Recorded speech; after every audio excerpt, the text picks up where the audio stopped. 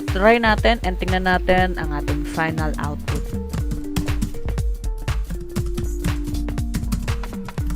So, slideshow tayo. First slide natin. Ayan. And then, next tayo. So, ito yung table of content natin. So, pwede natin i-volume up or lagyan ng sounds yung Pluto kasi may sounds yan.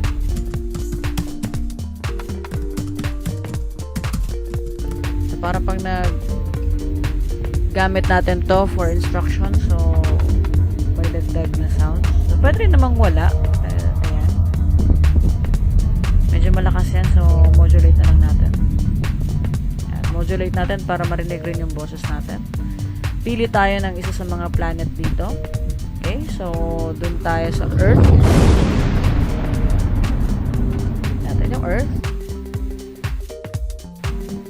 So, ito yung ating planet Earth. Okay, try natin yung text box natin dito. So, halimbawa, pupunta tayo ng Saturn.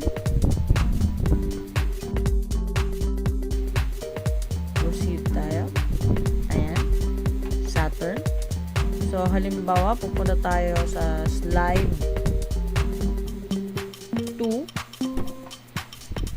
Ano kaya yung nakalagay sa slide 2? Table of content.